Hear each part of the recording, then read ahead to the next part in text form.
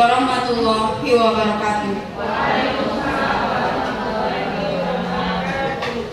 Salam sejahtera bagi kita semua.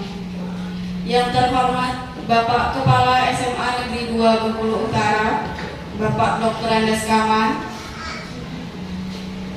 pengajar praktek calon guru penggerak angkatan 7, Bapak Suhari MPD, serta Bapak dan Ibu Dewan Guru SMA Negeri 2 Bengkulu Utara.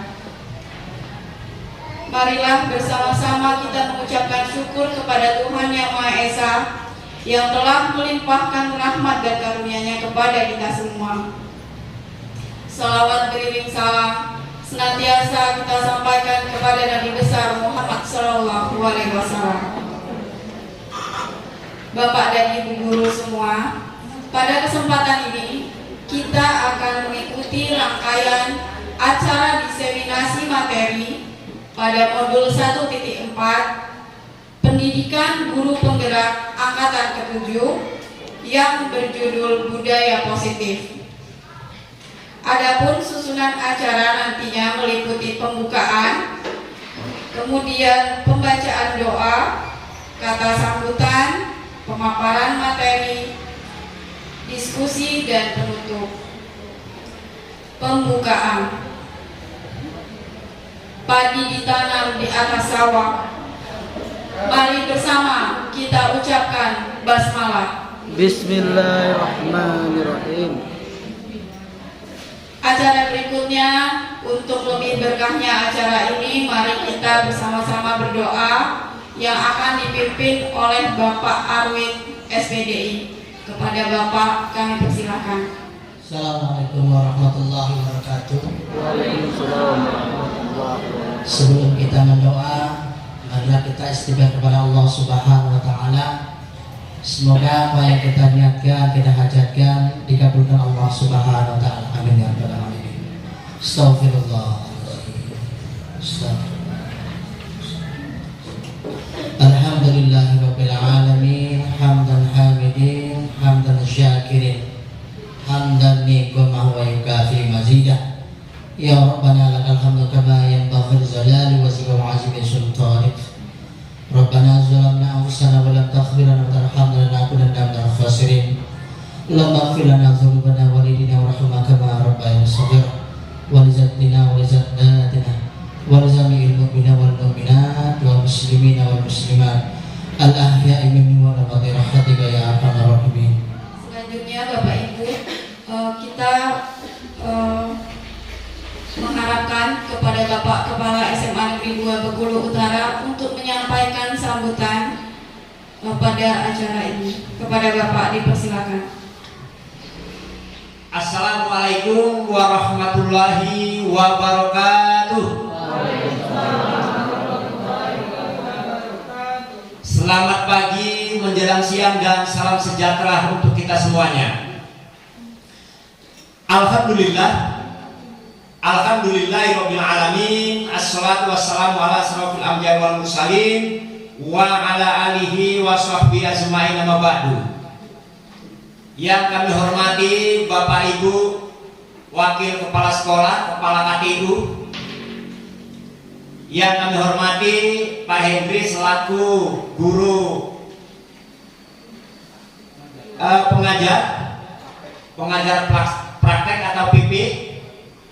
Yang kami hormati terkhusus tentunya, gak ada bapaknya, namanya ini ibu-ibu EGP, baik angkatan ke-7 maupun angkatan ke-5 yang dinyatakan sudah lulus, tinggal menunggu sertifikat. Yang kami hormati Bapak Ibu beserta tata usaha yang hadir dalam kesempatan ini. Pertama-tama marilah kita sama-sama memanjatkan puji syukur kehadirat Allah Subhanahu wa taala. Alhamdulillah, berkat rahmat serta ridhonya sehingga kita dapat berkumpul di ruangan ini dalam rangka yang pertama tentunya bersilaturahim sesama kita.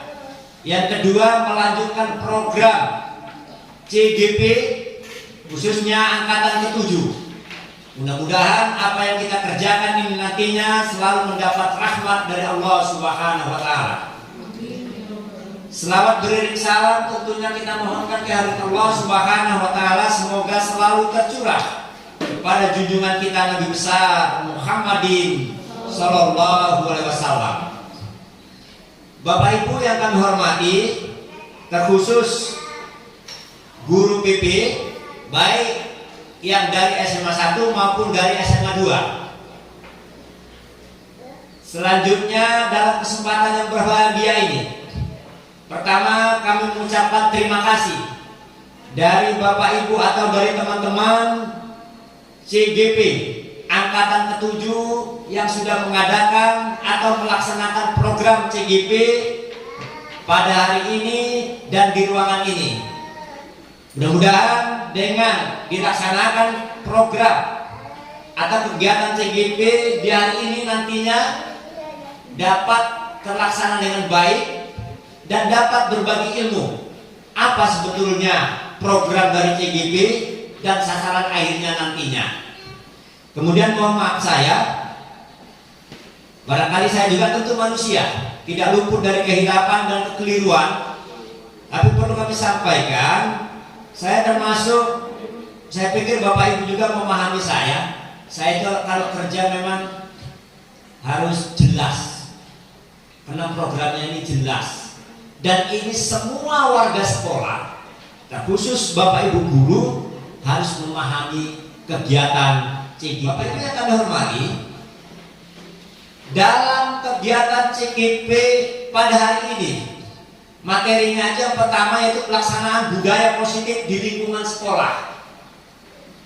Artinya tentu ada budaya negatif, ini yang harus kita sisihkan. Baik dia budaya di lingkungan sekolah secara umum dalam pembentukan karakter, terkhusus budaya positif atau nilai universal yang berhubungan dalam kegiatan PBM, proses belajar mengajar. Ini yang harus diterapkan. Bapak Ibu yang kami hormati, oleh karena itu dalam menyampaikan, dalam melaksanakan program CGP ini tidak bisa hanya guru yang ikut saja, tetapi harus seluruh satu kesatuan, seluruh warga sekolah, terkhusus guru yang didukung oleh tenaga kependidikan. Tetapi saya akan menghimbau, pertama, kami mohon, kami minta, bahkan kalau bisa diharuskan, bagi Bapak Ibu guru yang umurnya belum 50 tahun, baik dia yang sudah ASN maupun yang belum, sebaiknya ikut nanti kalau ada buka lagi di angkatan ke-11 barangkali. Sekilas saya informasikan, ini Kacabin mau kunjungan ke sini Pak, tapi bukan ada undangan atau segala macam ya. Ya nggak tahu. Saya baru di BER, katanya mau datang kemari. Bapak Ibu yang kami hormati, mungkin itu sekilas yang dapat kami sampaikan dengan niat yang ikhlas dan ucapan basmalah. Diseminasi aksi nyata Modul 1.4 Budaya Positif Calon Guru Penggerak Angkatan ke-7 SMA Negeri 2 Bengkulu Utara dibuka. Bismillahirrahmanirrahim. Demikian, wabillahi taufiq wal hidayah. Wassalamualaikum warahmatullahi wabarakatuh. Baik, terima kasih kepada Bapak. Selanjutnya kata sambutan dari pengajar praktek kita yaitu Bapak Hendri Gunawan SPD. Kepada Bapak kami persilakan. Bismillahirrahmanirrahim. Assalamualaikum warahmatullahi wabarakatuh.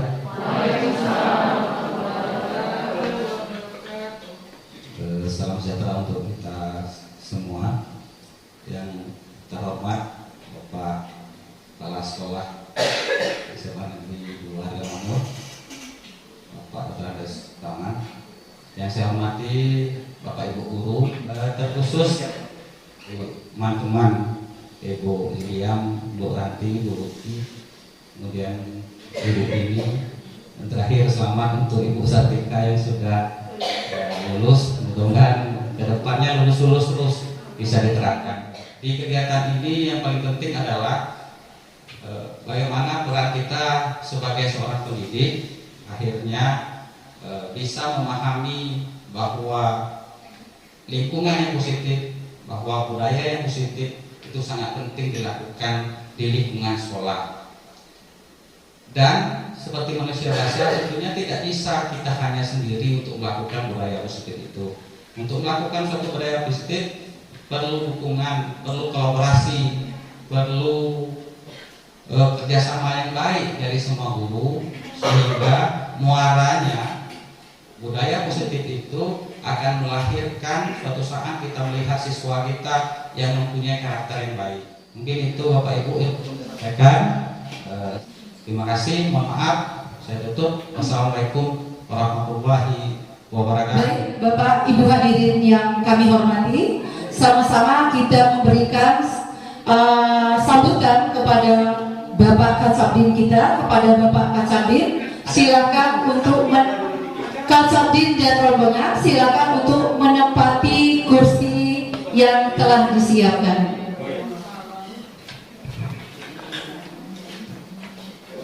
Pian.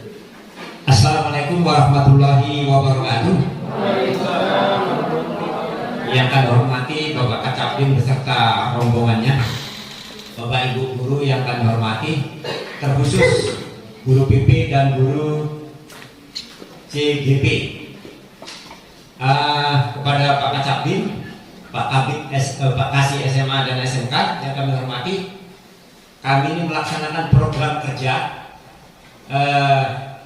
guru penggerak. Dalam hal ini ada 4 orang ini Pak yang sedang mengikuti CGP. Dari SMA 2 ini ada 5 orang, tetapi yang 1 sudah lulus Pak, tinggal nunggu sertifikat. Untuk PP-nya, guru pengajarnya ada 2 orang, Pak Hakim dan Pak Suwari. Selanjutnya untuk lebih singkatnya waktu, kepada Pak Kacapin untuk dapat memberi sambutannya. Maaf Pak, kami sudah membuka acara ini, sudah dibuka. Ini lagi materi dari Pak. Ya, terima kasih kepada Pak Kacapin, dengan segala hormat kami persilakan.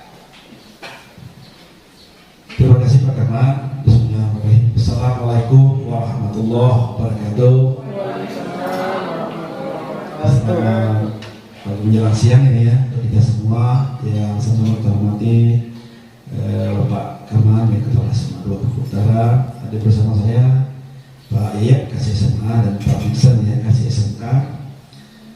Dan teman-teman sekalian ya, para dewan guru khususnya SMA 2 yang secara khusus ini saya sampaikan apresiasi juga terkhusus kepada para guru yang saat ini ya, sudah berstatus sebagai PP ya, pengajar praktik, kemudian juga ada yang sudah selesai mengikuti pelatihan CGP ya, artinya tinggal legalitas saja menunggu piagam Pak ya, menjadi guru penggerak. Dan ada berapa 4 orang Pak ya? 1 orang, yang 4 sedang. Yang 4 yang lagi pelatihan CGP ya? Iya. Betul-betul sekali tentu mari kita bersyukur ya dari Allah Subhanahu wa taala dari pamannya berupa kesehatan dan kesempatan sehingga kita bersama-sama bisa hadir ya kumpul di ruang laboratorium ya. Selanjutnya tentu salam semoga senantiasa tercurah Nabi besar Muhammad sallallahu alaihi wasallam dan salam yang telah disampaikan insyaallah jadi orang yang beriman, berilmu dan bertakwa. Iman itu dapat kita rasakan insyaallah sampai. Alhamdulillah artinya pada saat ini di SMA 2 sedang melaksanakan suatu kegiatan saya pikir yang sangat penting ya. Karena pada kesempatan ini Bapak dan Ibu paling tidak ya mendapatkan beberapa hal. Yang pertama, dengan adanya informasi pengalaman dari teman-teman, baik itu dia pengajar praktik, kemudian juga sebagai guru penggerak dan calon guru penggerak, tentu pengimbas ini saya pikir sangat penting ya. Pertama, menyampaikan informasi yang berkaitan dengan guru penggerak, kemudian juga tentu mereka memberikan bekal ya, bekal pengalaman ya, ilmu ya, pengalaman dan keterampilan ya, terkait bagaimana mereka telah mendapatkan kesempatan ya, pengalaman untuk mengikuti pelatihan calon guru penggerak, demikian juga guru pengajar praktik. Nah ini saya pikir ya sangat penting dan kami menyampaikan apresiasi itu. Maka kesempatan ini ya, terutama dari para pengajar praktik, dari guru penggerak, dari calon guru penggerak. Nah kolaborasi sinergi dari pengalaman saya pikir yang akan membangun ya, iklim kerja. Nah bagaimana peran ya, ahli pendidikan menyatakan bahwa peran kita sebagai guru itu sangat penting dan menentukan. Karena mengapa? Kualitas pendidikan ya, mutu pendidikan itu paling ditentukan oleh sosok seorang guru. Kegiatan untuk bagaimana meningkatkan kualitas ya, kuantitas dan kualitas terutama pada prosesnya ya, dengan Bapak Ibu baik calon guru penggerak, sebagai guru penggerak dan pengajar praktik mengimbaskan ya semua pengetahuannya, pemahamannya, pengalamannya, keterampilan yang didapatkan ya melalui wadah yang diadakan oleh Balai Guru Penggerak ya. Semua itu tentu saya kira bertujuan membekali Bapak Ibu sekalian. Oleh karena itu Saya ya berpesan, manfaatkanlah ya waktu yang berapa hari Pak? Satu hari ini ya untuk sebaik mungkin ya. Dengan segala kemampuan kita ya untuk benar-benar bisa menyerap ya dari walaupun teman ya sesama guru di sini, tapi bukan itu saya pikir ya. Artinya mereka yang lebih duluan mendapatkan kesempatan ya untuk menimba ilmu, pengetahuan, pengalaman dan keterampilan yang melalui program yang diadakan di calon guru penggerak itu untuk bisa mengimbaskan ke teman-teman lain. Sehingga harapannya ke depan itu saya kira kinerja kita akan meningkat. Demikian yang dapat kami sampaikan ya. Terima kasih atas segala perhatiannya. Maaf ada salah kata, lebih tinggal laku juga punya kurang perkenalan perbuatan. Oleh karena itu kami mohon maaf pada Allah yang mengampun. Saya kira wabillahi taufiq wal hidayah. Wassalamualaikum warahmatullahi wabarakatuh. Baiklah Bapak Ibu sekalian, kita akan masuki acara inti, yakni pemaparan materi dari keempat narasumber kita yang luar biasa sudah hadir di sini dan siap dengan segala materi yang akan disampaikan. Hanya sebelumnya mungkin Bapak Ibu bertanya-tanya, siapakah gambar yang ada di spanduk di depan kita ini. Jadi dalam pendidikan guru penggerak ini kami memiliki pengajar praktek, kemudian ada juga fasilitator, kemudian ada juga instruktur. Nah, di sana ada foto Bapak, kalau Bapak sudah kenal semua ya Bapak Ibu ya. Kemudian di sebelah Bapak ada Pak Yanto MPD. Nah, ini adalah fasilitator dari kelompok sekolah kita. Dari mana ya? Dari Bangka Belitung Bapak Ibu. Jadi bertemunya lewat dunia maya sebenarnya. Kemudian Pak Hendri yang barusan memberikan sambutan. Kemudian calon guru penggerak angkatan 7 yang kita banggakan yaitu Ibu Yuliam Farida MPD, Ibu Lukisworo Eka Dewadari SPD, Ibu Ranti Gusmita SPD, dan Ibu Dini Mulyani SPD. Baiklah, kita akan mulai dengan pemaparan materi yang pertama, yaitu dari Ibu Yuliam Farida MPD, calon guru penggerak angkatan 7, mengenai materi disiplin positif dan nilai-nilai kebajikan universal. Kepada Ibu Yuliam kami persilakan. Baik Bapak Ibu yang saya hormati, Assalamualaikum warahmatullahi wabarakatuh. Waalaikumsalam warahmatullahi wabarakatuh. Ucapan yang akan saya sampaikan, terima kasih saya sampaikan dengan rekan-rekan sekalian terhadap Bapak Kepala SMA Negeri 2 Bengkulu Utara, Bapak Dr. Andes Kaman yang telah memfasilitasi kami sehingga terlaksananya acara ini dengan baik. Begitu juga rasa terima kasih kami ucapkan juga kepada Bapak Pengajar Praktik Bapak Suhari MPD dan Bapak Hendri Gunawan SPD beserta rekan guru sejawat yang telah menyempatkan hadir datang dalam acara kami ini, yakni diseminasi aksi nyata modul 1.4 tentang budaya positif yang dilaksanakan oleh calon guru penggerak angkatan 7 dari Kabupaten Bengkulu Utara. Baik Bapak Ibu, saya langsung saja, tapi tadi dimulai dari moderator menggunakan pantun. Alangkah baiknya saya juga minta waktunya untuk menggunakan pantun. Pantun saya simpel, sangat sederhana. Makan permen sambil tersenyum. Saya ucapkan Assalamualaikum warahmatullahi wabarakatuh.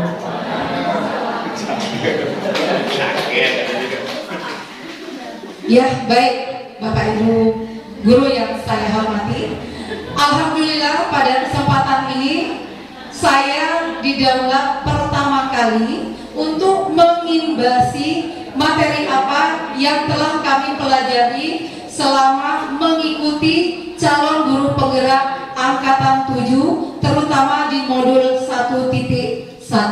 Nah, selanjutnya dari modul ini kemudian dikembangkan menjadi muaranya modul 1.4 yaitu mengarah kepada budaya positif. Di sini saya akan menyampaikan tentang disiplin positif dan nilai-nilai kebajikan universal.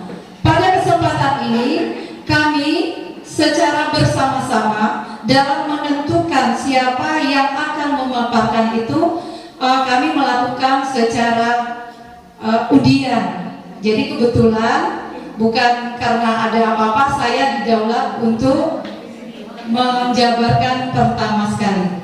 Baik Bapak Ibu, langsung saja saya paparkan.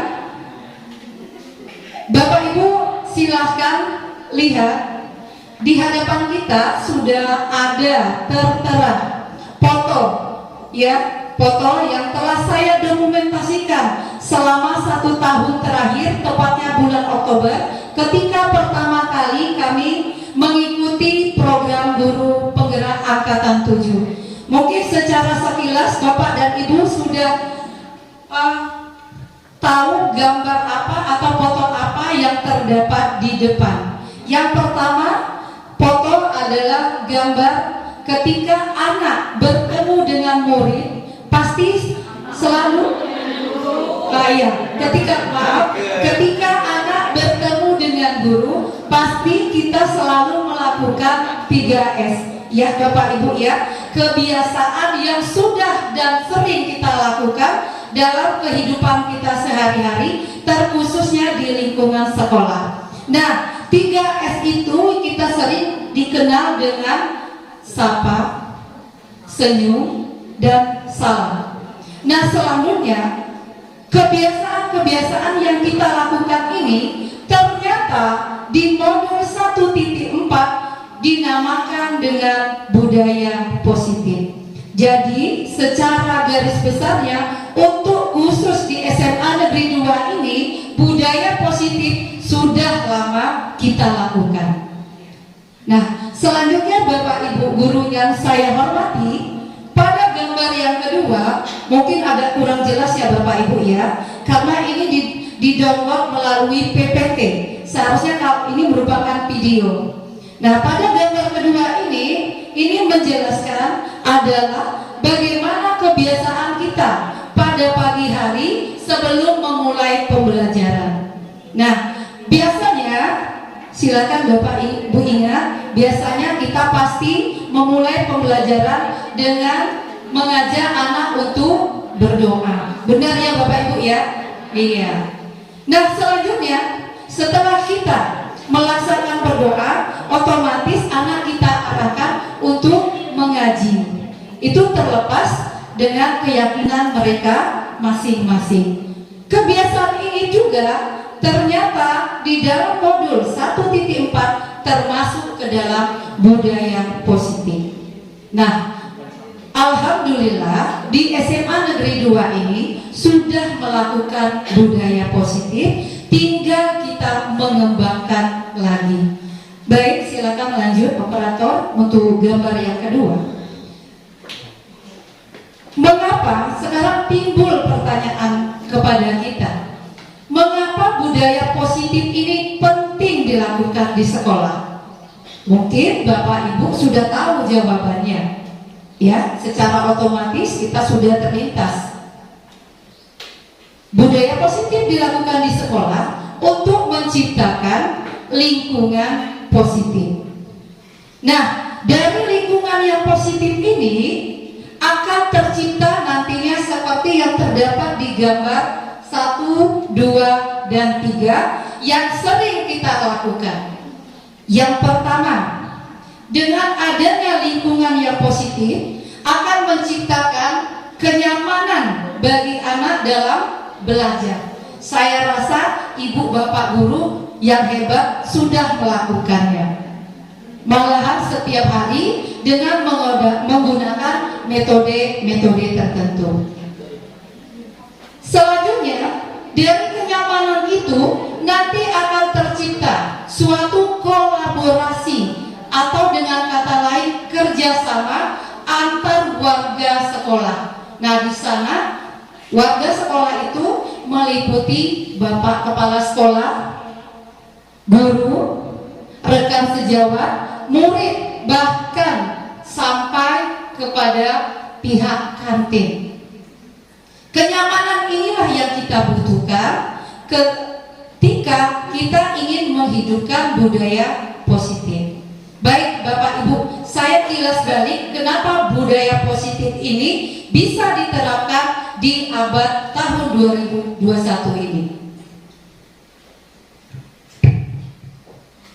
Baik Bapak Ibu yang saya hormati, saya sedikit akan menjelaskan bagaimana keterkaitan budaya positif dengan pemikiran Ki Hajar Dewantara. Nah, seperti yang kita ketahui, Bapak Ki Hajar Dewantara adalah Bapak Pendidikan yang telah menyampaikan konsep-konsepnya mulai dari abad kolonial, sehingga apa yang disampaikan oleh Bapak Ki Hajar Dewantara itu berkembang menjadi satu filosofi yang kita kenal dengan 3 semboyan, yakni Ing Madyo, Ing Karso Suntolodo, Ing Madyo Mangunkarso, dan Tumpuri Handayani. Nah, selanjutnya secara bersama-sama dilakukan pengembangan mengenai filosofi dari pemikiran Ki Hajar Dewantara ini. Ternyata dari filosofi Ki Hajar Dewantara ini relevan atau selaras dengan kehidupan yang ada di abad 21. Di abad 21, menurut Ki Hajar Dewantara, sebagai seorang pendidik, kita diibaratkan sebagai petani. Jadi pendidik di sana diibaratkan sebagai petani dan memiliki peranan penting untuk menjadikan tanamannya tumbuh subur. Tanaman di sini dimaksudnya adalah anak murid. Nah, selanjutnya bagaimana keterkaitan budaya positif dengan pemikiran Ki Hajar Dewantara ini? Seperti yang telah tertuang, kita ambil contoh perbandingannya dengan hidup tumbuh-tumbuhan seorang petani. Dalam hakikatnya sama kewajibannya dengan seorang pendidik. Dengan demikian, salah satu tanggung jawab seorang guru adalah bagaimana menciptakan suatu lingkungan positif yang terdiri dari warga sekolah yang saling mendukung, saling belajar, saling bekerja sama, sehingga terciptalah kebiasaan-kebiasaan yang baik yang sering kita lakukan seperti yang telah kita laksanakan. Seperti yang tadi ya Bapak Ibu ya, 3S, salam, sapa, senyum, salam, dan sapa. Iya. Itu Bapak Ibu guru lebih paham dan lebih tahu. Baik, Bapak Ibu silakan lanjutkan slide berikutnya.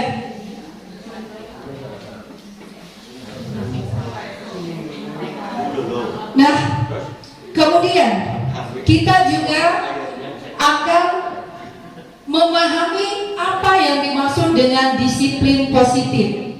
Jadi disiplin positif ini berakar dari budaya positif. Nah, ini ya Bapak Ibu yang kita perlu pahami bersama-sama. Biasanya dalam budaya kita makna kata disiplin dimaknai menjadi sesuatu yang dilakukan seseorang pada orang lain untuk mendapatkan kepatuhan. Benar atau benar Bapak Ibu? Benar ya, saya rasa ya. Nah, selanjutnya kita cenderung biasanya kita cenderung menghubungkan kata disiplin dengan kata ketidaknyamanan. Ya. Ketidaknyamanan maksudnya mungkin seperti ini. Kita harus datang pagi-pagi. Maaf kalau ada yang itu ya. Kita harus datang pagi-pagi. Peraturan kita sudah menetapkan datangnya pukul sekian, tapi datangnya mungkin agak terlambat 5 menit. Nah, rasa perasaan itulah yang membuat kita mengatakan kalau disiplin itu merasa lebih cenderung dengan kata ketidaknyamanan. Nah, untuk kata ketidaknyamanan ini nanti akan dijabarkan oleh Ibu Lukisworo untuk lebih jelasnya sesuai dengan materi 3 perilaku motivasi. Nah, baik Bapak Ibu, selanjutnya kata disiplin ini juga dituangkan oleh Diana Gosen.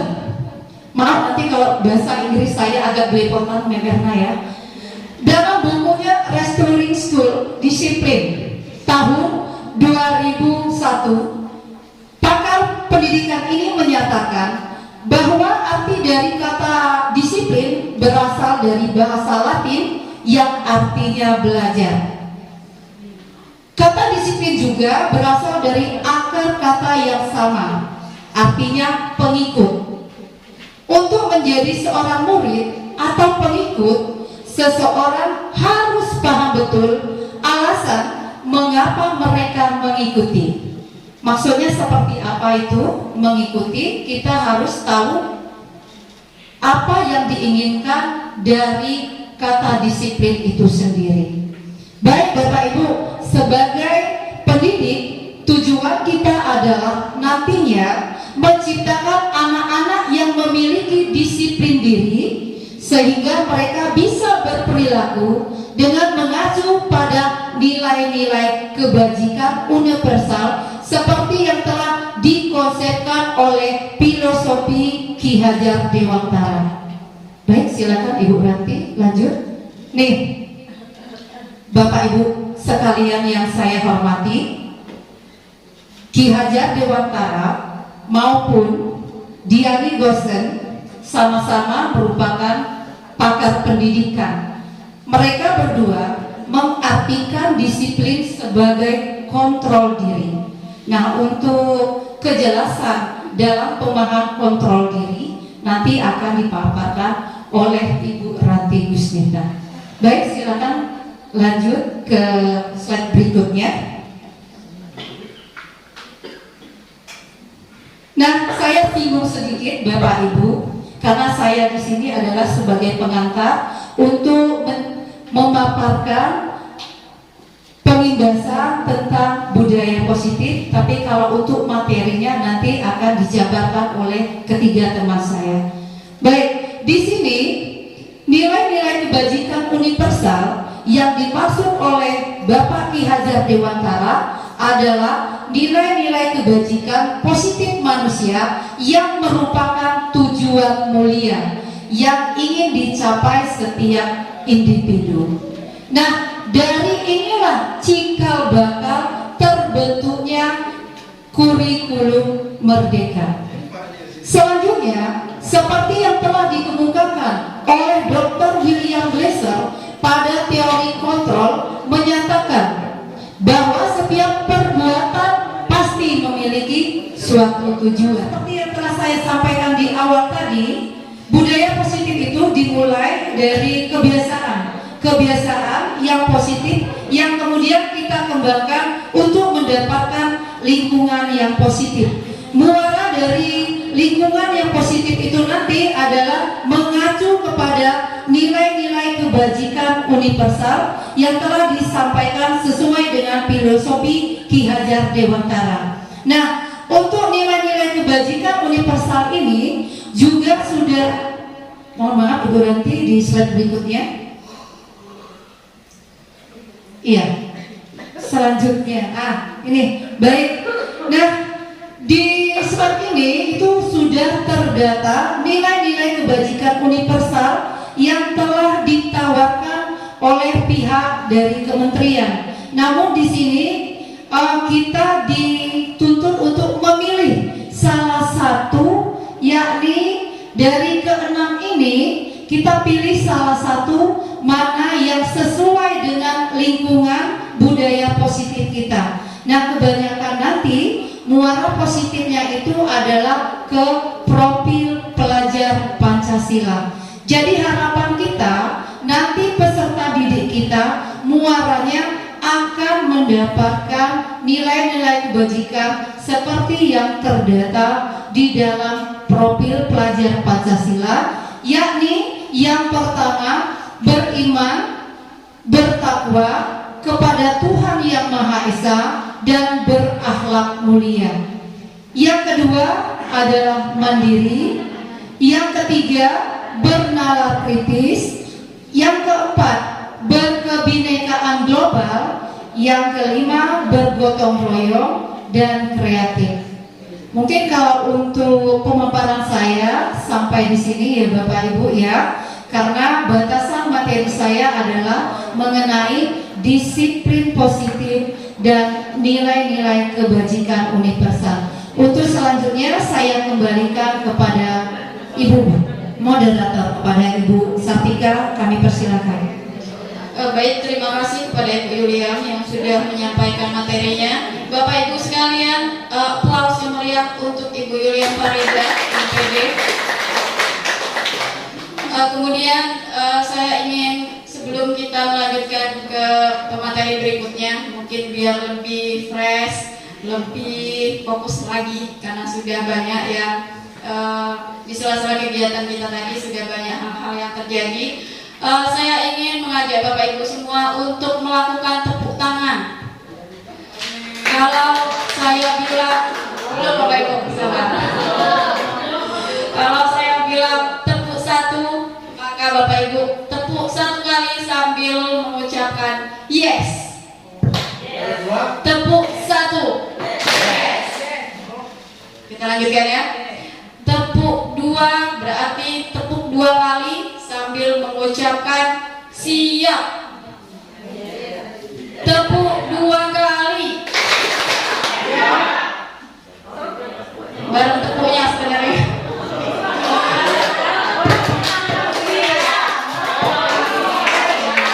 Kita ulangi sekali lagi ya. Tepuk satu kali. Tepuk dua kali. Oke, terima kasih Bapak Ibu. Nanti kita lanjutkan dengan yang lainnya. Baiklah, kita lanjutkan untuk masih fresh ke pemateri kita yang kedua yang tak kalah hebatnya dari pemateri yang pertama, yaitu Mem Luki Soro Eka Dewan dari SPD. Kepada Mem Luki dipersilakan. Terima kasih atas waktunya. Assalamualaikum warahmatullahi wabarakatuh. Izinkan saya melanjutkan pemaparan dari Ibu Yulia pertama kali tadi berkaitan dengan disiplin, kemudian disiplin positif dan budaya positif yang akan kita terapkan atau sudah kita terapkan dan akan kita lanjutkan lagi di kemudian. Berkaitan dengan disiplin positif yang atau budaya positif yang akan kita terapkan, akan ada hubungannya dalam penerapan itu nanti dengan motivasi, terus ada cara dalam menerapkan budaya positif tadi berkaitan dengan mungkin adanya hukuman, penghargaan dan restitusi. Nah, berkaitan dengan itu maka di sini saya ingin memaparkan mengenai apa itu motivasi, apa itu hukuman, penghargaan dan restitusi. Gitu. Silakan berlanjut Bapak. Baik, ada 3 motivasi perilaku manusia. Jadi ketika manusia atau kita ingin melakukan sesuatu, itu pasti ada 3 motivasi kenapa melakukannya. Yang pertama adalah menghindari ketidaknyamanan atau hukuman. Kemudian yang kedua untuk mendapatkan imbalan atau penghargaan diri dari orang lain. Kemudian ada satu lagi motivasi dari dalam diri, yaitu untuk menjadi orang yang kita inginkan atau mereka inginkan kaitannya dengan siswa, dan menghargai diri sendiri dengan nilai-nilai yang siswa mereka orang melakukan itu atau kita yakini bahwa itu benar. Nilai-nilai tadi berkaitan dengan kebajikan universal yang sudah disampaikan oleh Ibu Yulia. Motivasi yang pertama yaitu ketika orang melakukan sesuatu mungkin ingin menghindari ketidaknyamanan atau hukuman. Nah, motivasi yang ini adalah motivasi yang tingkatannya paling rendah dibandingkan 3 motivasi tadi yang sudah saya sebutkan. Kemudian kenapa motivasi ini merupakan motivasi yang paling rendah? Karena motivasi ini didasarkan dari pengaruh luar, atas tekanan dari luar, sehingga seseorang melakukan tindakan itu menjadi sesuatu yang sesuai dengan nilai. Jadi orang yang penguasa lain yang membuat kemudian kita termotivasi supaya kita tidak mendapatkan hukuman atau supaya kita merasa nyaman gitu. Kemudian biasanya pertanyaan yang muncul pada seseorang yang melakukan perilaku ini adalah apa yang terjadi jika saya tidak melakukannya. Jadi misalnya menghormati orang lain, kita meyakini bahwa sekolah kita ini menghormati orang lain, gitu ya, saling menghormati. Kemudian jika tidak maka ada hukuman tertentu, gitu. Jadi ketika seseorang berperilaku, dia takut akan hukuman tadi, bukan dari dalam diri, oh saya harus menjadi orang yang menghormati orang lain, bukan. Tapi dia takut adanya hukuman atau tidak nyaman kalau dia melanggar nilai-nilai itu. Kemudian sebenarnya mereka itu sedang menghindari masalah yang mungkin muncul jika tidak melakukan apa yang sesuai dengan nilai yang sudah ditetapkan bersama. Itu. Jadi inilah mengapa motivasi menghindari ketidaknyamanan atau motivasi untuk menghindari hukuman itu adalah motivasi yang paling rendah dibandingkan ketiga motivasi yang lainnya. Kemudian motivasi yang kedua ini adalah motivasi yang satu tingkat di atas lebih lagi daripada motivasi yang pertama tadi yang menghindari hukuman, yaitu untuk mendapatkan imbalan atau penghargaan diri dari orang lain.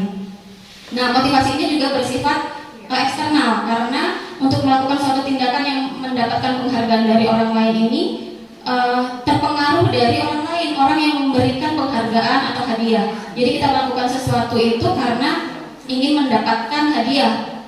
Itulah itu kenapa motivasi ini bersifat eksternal, bukan dari dalam diri. Gitu. Kemudian yang ketiga adalah motivasi. Nah, ini yang ketiga ini adalah motivasi yang terbest, kira-kira gitu, yaitu untuk menjadi orang yang mereka inginkan dan menghargai diri sendiri dengan nilai-nilai yang mereka percaya. Jadi ketika melakukan sesuatu, misalnya kita ingin menerapkan nilai disiplin misalnya.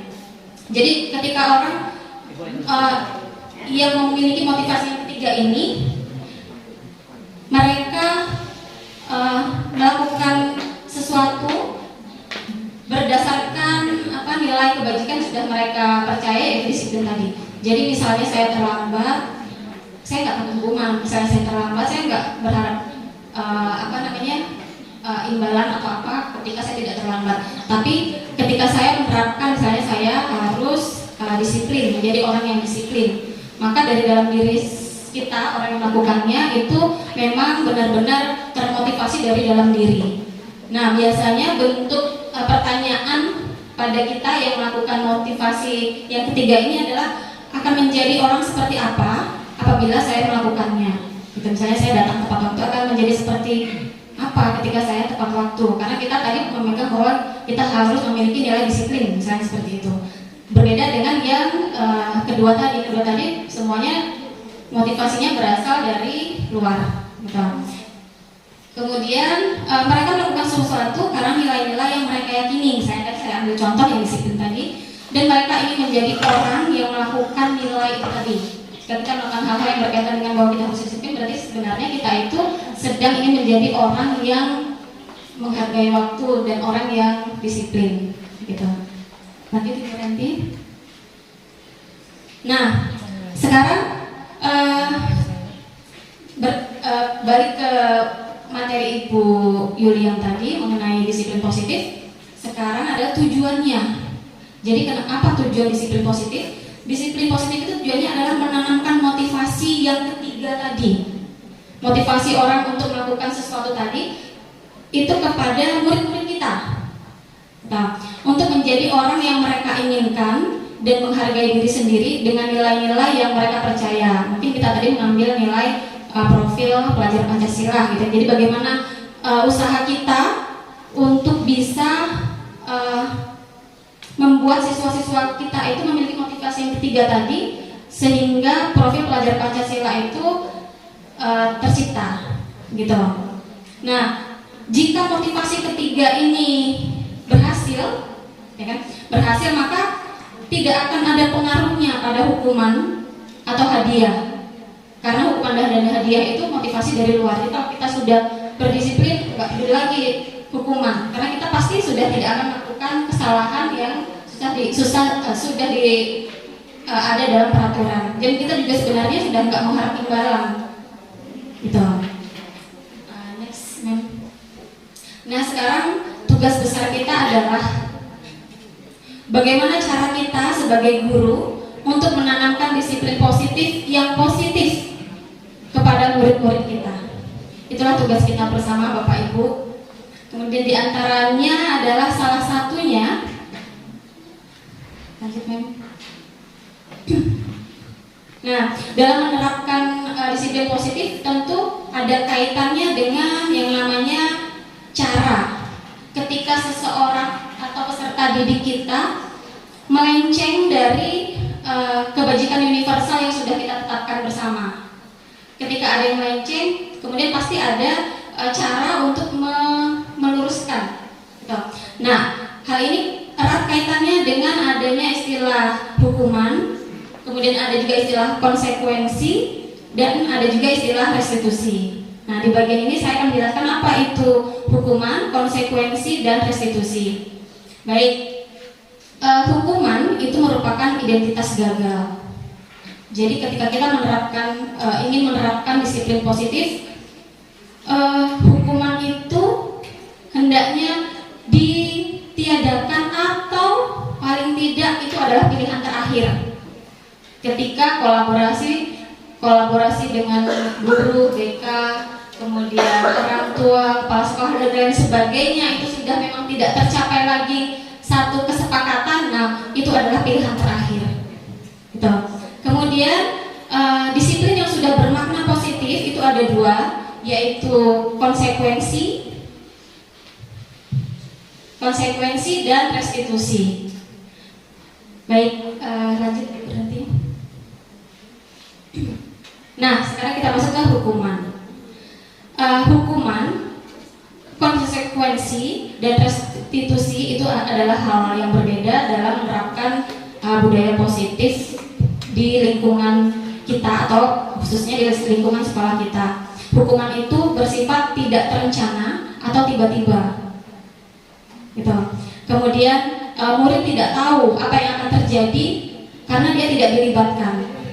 Karena tiba-tiba murid tidak dilibatkan, hukuman itu terjadi pada dia, maka itu disebut hukuman. Kemudian hukuman itu bersifat satu arah. Satu arah maksudnya antara orang yang memberi peraturan dengan orang yang melakukan peraturan. Satu arah saja, tanpa diketahui oleh orang yang melanggar aturan. Gitu. Jadi misalnya kita tidak tahu, tiba-tiba kita salah terus kita dihukum. Kita tidak tahu nih kalau hukumannya nanti bakalan hukuman A misalnya, kita nggak tahu, maka itu disebut hukuman. Nah, hukuman itu bisa berupa fisik maupun psikis. Fisik itu bisa menyakiti tubuh kita, gitu. Kemudian psikis bisa melukai mental kita. Itu termasuk jenis-jenis hukuman.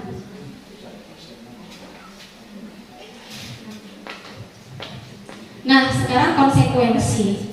Apa itu konsekuensi? Konsekuensi juga merupakan salah satu cara ketika kita menerapkan budaya positif, tetapi peserta didik kita melenceng dari kebajikan universal yang sudah kita tetapkan.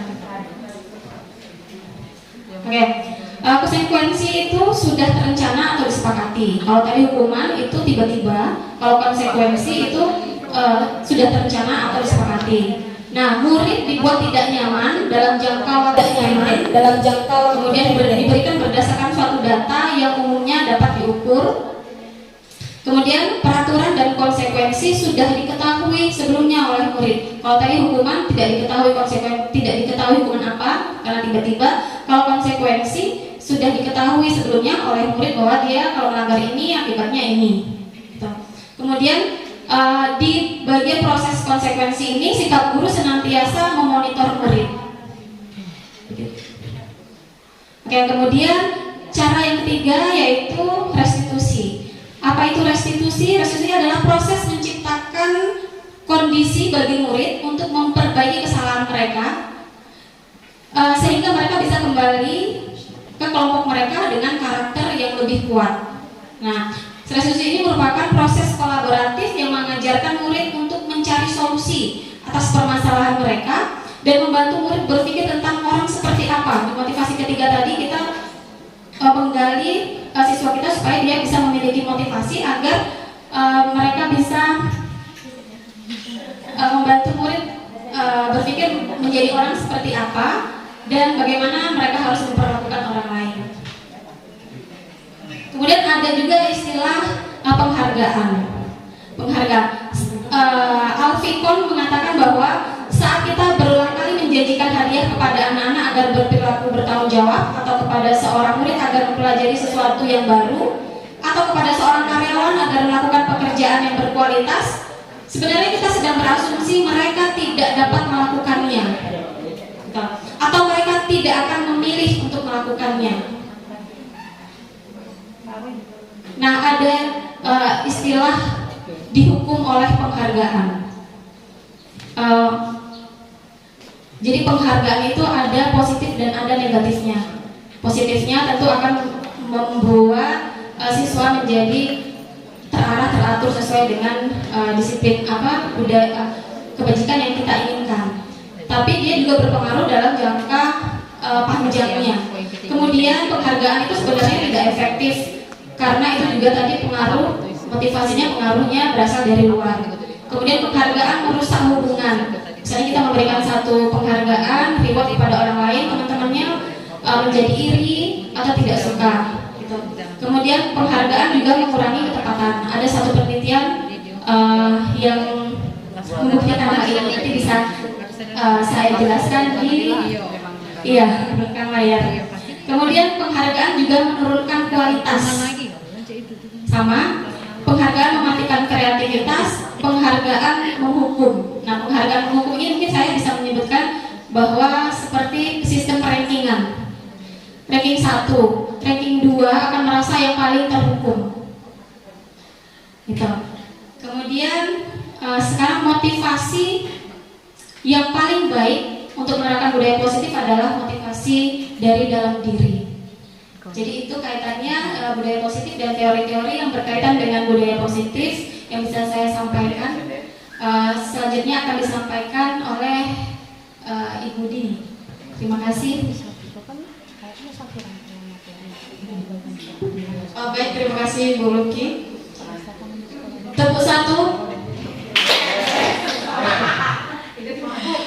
Baiklah Bapak Ibu, kita lanjutkan ke pemateri yang ketiga, yaitu Ibu Dini Mulyani SPD.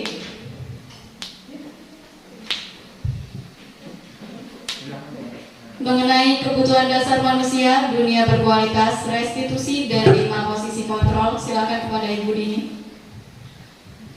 Baik, Assalamualaikum warahmatullahi wabarakatuh. Salam bahagia untuk guru yang berada di dalam ruangan ini. Sehat selalu semuanya. Amin. Saya akan melanjutkan tentang materi berikutnya, yaitu kebutuhan dasar dan posisi kontrol pada guru. Jadi mungkin tidak terlalu lama ya Bapak Ibu ya, karena materi ini kan sudah pernah kita dapatkan pada rekan kami angkatan 5 kemarin. Jadi mungkin tugas saya hanya mengingatkan kembali dan menambahkan beberapa poin. Jadi yang pertama, kebutuhan dasar manusia. Ya, pada hakikatnya manusia itu pasti ada kebutuhan ya Bapak Ibu ya. Nah, menurut Dr. William Glasser, jadi dalam teorinya, teori kontrol, bahwa ada 5 kebutuhan dasar yang ingin dipenuhi oleh manusia. Yang pertama, ada bertahan hidup. Yang kedua, kasih sayang dan rasa diterima. Yang ketiga, kebebasan. Yang keempat, kesenangan. Dan yang kelima, kepuasan. Ya, ini 5 kebutuhan dasar yang akan dipenuhi oleh manusia. Jadi pada dasarnya, karena ini kembali ke disiplin positif ya Bapak Ibu, jadi kita mengaitkannya kepada murid-murid kita di dalam kondisi kelas.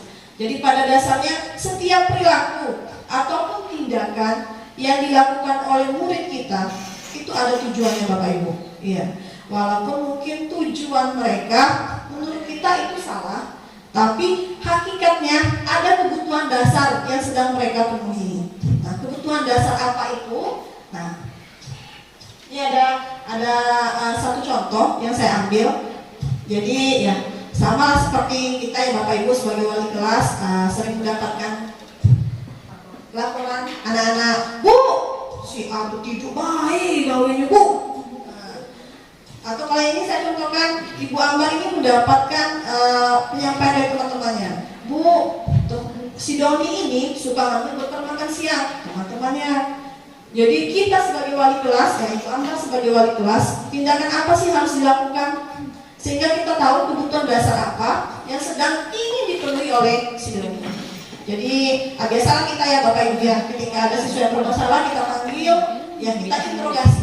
Ya Menelia pengalaman sekali Bu. Jadi interogasi pasti kita bertanya itu Bapak Ibu. Jadi seperti contoh tadi si Doni ini suka mengambil bekal makan siang.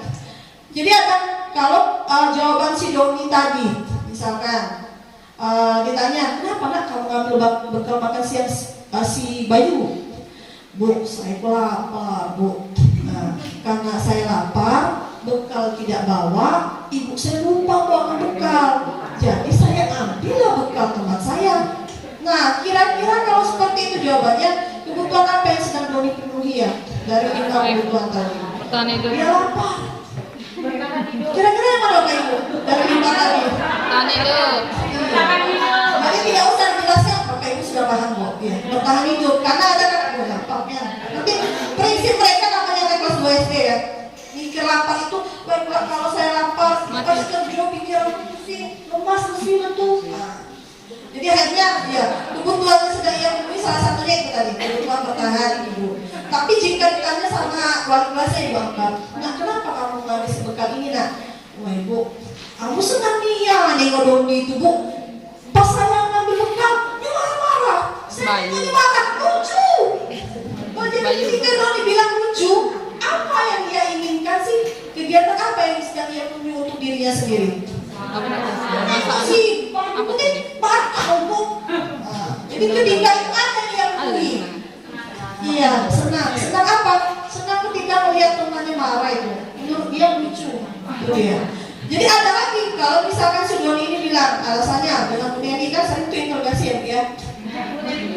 Iya. Oh enggak Bu ya? Jadi tanya tuh. Iya. Nah, kenapa kamu bekasi si Bayu nak? Bu, aduh, ya saya kok apa ya? Apa kata?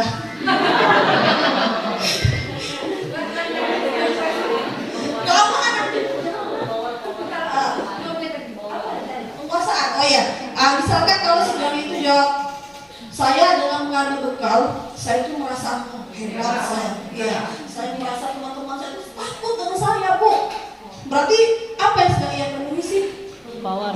Ya, dia merasa power, punya kuasa, penguasaan dia. Jadi dia merasa, wah hebat saya udah. Nah, kayak gitu ya. Jadi pada dasarnya setiap tindakan itu mereka punya tujuannya. Jadi yang lain juga mungkin seperti itu ya Bapak Ibu contohnya. Ya amal kebebasan ya itu tadi. Kenapa ditanya si Doni, kenapa nak? Bosan Bu. Lah kenapa bosan? Bekal Pak betul goreng terus. Nengok lawan ayam. Asli, saya ayam. Nah, kira-kira apa kebutuhan apa yang sedang ia penuhi? Bosan, dia bebas, dia ingin bebas. Bebas dalam arti apa? Dia mau ke baru. Yang mau cuma bisa buat itu. Nah, seperti itu ya. Kalau tadi kebutuhan dasarnya sedang dipenuhi oleh murid atau kita sebagai manusia, maka yang selanjutnya itu posisi kontrol guru. Jadi ini untuk kita ya, untuk kita sebagai guru, kira-kira posisi apa yang sedang kita lakukan saat ini Bapak Ibu? Jadi posisi kontrol guru ada 5 ya Bapak Ibu ya. Ada sebagai penghukum, ada pembuat rasa bersalah, pemantau dan manajer. Mungkin sama ini sudah pernah didapatkan ya kemarin sama Bu Satika. Jadi saya hanya mengingatkan kembali saja Bapak Ibu apa yang sudah pernah disampaikan. Jadi ini posisi kita sebagai guru Bapak Ibu. Jadi kalau ditanya saya tidak akan mencari jawabannya, cukup kita menjawab sendiri. Karena kalau saya ditanya dulu, saya juga nomor 1 Bapak Ibu. Ya. Saya juga menghukum. Nah, tapi alhamdulillah setelah mempelajari modul ini, setiap anak tuh bilang, Bu, jewer Bu, saya sudah insaf. Jadi mereka menagih ternyata, ditagih sama anak. Saya sudah insaf nak, jangan ditantang lagi nak. Wah ibu jewer, oh tidak insaf nak. Semoga tetap pada jalan yang lurus ya. Jadi membuat rasa bersalah teman pemantau manajer ya. Jadi cukup kita sendiri menentukan posisi kita sekarang ada pada posisi yang mana. Ya. Kalau yang disarankan ya Bapak Ibu ya, dari 5 posisi ini ya, yang paling idealnya itu adalah sebagai manajer. Itu yang paling ideal ya. Nanti seperti apa konteksnya nanti rekan saya akan menyampaikan. Ya, minimal ya, sangat-sangat minimalnya paling tidak kita berada di daerah pemantau. Jadi teman, penghukum, apalagi membuat rasa bersalah, kalau bisa ditiadakan. Jadi yang menghukum sebenarnya mungkin pada dasarnya kita sudah tahu semua ya bagaimana posisi penghukum. Ya dengan nada suaranya juga berbeda. Biasanya nadanya tinggi. Kau terlambat terus kau. Iya. Terlambat terus, bisa nggak terlambat? Kan emosi biasanya ya. Jadi ketika kita emosi, dampaknya dengan anak apa sih? Atau misalkan dia terlambat, ajar jongkok keluar. Itulah saya, maksud saya. Ya. Itulah saya Bapak. Oh enggak, alhamdulillah enggak. Biasanya dua ini tidak ada ya Bapak Ibu, luar biasa. Ya, kolaborasinya sangat bagus sekali. Jadi itu. Yang kedua, membuat rasa bersalah. Ya kalau membuat rasa bersalah, mungkin secara tidak langsung atau tidak sengaja mungkin ya. Kita sering bilang, aduh nak kecewa ya ibu dengan kamu nak. Aduh, mungkin suara nadanya lebih memelas, kayak menyedihkan, kayak itu dia merasa dia tuh gagal. Jadi efek ke siswa itu dia merasa dia ini menjadi anak yang gagal. Gagal dalam artian dia tidak bisa menghargai orang lain, sehingga orang yang dia percaya atau orang yang dewasa itu dia merasa aduh kok kayak gini saya ya. Jadi efek ke siswanya seperti itu biasanya. Yang ketiga sebagai teman, nah ini sering juga ya sebagai teman. Kalau teman ya sebagaimana kita seperti teman kayak bersahabat, Tapi di sini posisi kita sering memposisikan tentang Baina aman nilai kamu ke saya. Nah, jadi dia merasa wah enak ibu aman nilai kami. Nah, hal seperti itu kita kurangi Bapak Ibu. Ya. Terutama untuk diri saya sendiri. Yang keempat, pemantau. Posisi pemantau ini ya dia ketika anak melakukan suatu tindakan atau kesalahan, dia mengaitkannya dengan peraturan. Misalkan si anak terlambat, dikaitkannya, nak tahu kan sekarang kita masuk jam berapa, dikaitkannya dengan peraturan. Jadi biasanya kalau pemantau ini posisinya formal, tidak terlalu hati-hati atau memarah atau seperti teman, tidak. Jadi dia mengaitkan dengan peraturan yang ada di sekolah, konsekuensi yang ada di sekolah. Terakhir, manajer, ya ini yang diharapkan ya, yang sangat-sangat diharapkan, karena manajer ini artinya diharapkan nanti murid-murid kita ini memiliki rasa mandiri, tanggung jawab, dan dapat menyelesaikan permasalahannya. Jadi mereka mencari solusi atas setiap tindakan yang mereka lakukan. Dengan kita ya tetap melakukan kolaborasi ya, kita interogasi tetap seperti biasanya. Cuma ada poin-poin tertentu yang ibarat itu dari hati ke hati lah, penyampaian seperti apa. Jadi ketika mereka melakukan kesalahan, mereka tahu konsekuensi, mereka tahu apa ya solusi dari permasalahan yang mereka hadapi sesuai dengan nilai-nilai yang sudah mereka yakini. Mungkin itu saja Bapak Ibu. Terima kasih. Wassalamualaikum warahmatullahi wabarakatuh. Baiklah, terima kasih Ibu Bini. Kita lanjutkan ke pemaparan materi oleh pemateri kita yang terakhir, yaitu Ibu Ranti Gusmita SPD mengenai restitusi dan segitiga restitusi. Assalamualaikum warahmatullahi wabarakatuh. Baiklah,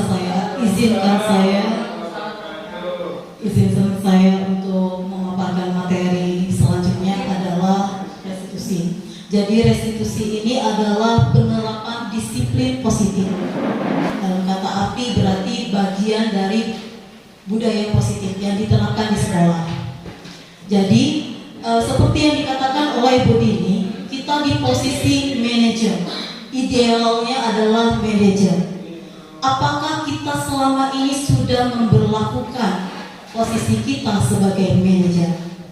Nah, jadi program yang kita terapkan dalam disiplin positif ini adalah segitiga restitusi. Sebelum saya melanjutkan, apakah Bapak Ibu guru hebat di sini sudah mengetahui istilah segitiga restitusi? Baiklah. Pada dasarnya, tanpa kita sadari, sebenarnya dalam penerapan kita sudah menerapkan segitiga restitusi. Nah, jadi segitiga restitusi ini adalah suatu dialog yang dijalankan oleh guru, kemudian orang tua, agar menghasilkan siswa yang bertanggung jawab dan mandiri. Segitiga restitusi ini, aspek yang paling dikembangkan itu adalah motivasi intrinsik, sehingga siswa lebih mandiri, mempelajari permasalahan, dan lebih fokus kepada solusi. Sehingga nilai-nilai kebajikan yang diterapkan dapat tumbuh kembang dan menjadi kebiasaan sehingga membentuk karakter murid. Dialog segitiga restitusi ini ada 3 tahapan. Seperti Bapak Ibu lihat, ini ada 3 berbentuk segitiga. Pada tahapan dasar adalah menstabilkan identitas. Jadi, ketika murid melakukan suatu kesalahan dalam hal pemenuhan kebutuhan, pada dasarnya kita seharusnya menstabilkan identitas murid tersebut. Karena berdasarkan prinsip, kita yakini bahwa membuat kesalahan adalah proses pembelajaran. Jadi peran seorang guru adalah mengubah dari identitas gagal. Nah, seperti yang dijelaskan oleh Bu Dini, bahwa murid yang melakukan pelanggaran itu adalah mengalami kegagalan. Sehingga kita menggeser identitas murid menjadi identitas yang sukses. Nah, bagaimana caranya Ibu? Pertama yang kita lakukan adalah membuat murid lebih tenang. Jadi ketika murid merasa sedih, melakukan pelanggaran emosional, jadi posisi kita membuat murid lebih tenang dan beralih fokus mencari solusi. Sehingga murid kita tidak hanya berfokus kepada kesalahan yang dilakukan murid. Bila kita mengkritik kesalahan yang dilakukan murid, maka identitas gagal tidak akan berubah. Jadi bagaimana ini? Sehingga kita tidak perlu mempertanyakan kesalahan yang sudah dibuat, tetapi kita menyatakan, bisa mengajukan pernyataan yang menyatakan melakukan kesalahan suatu hal yang wajar. Manusia tidak ada yang sempurna. Kita bisa memperbaiki masalah.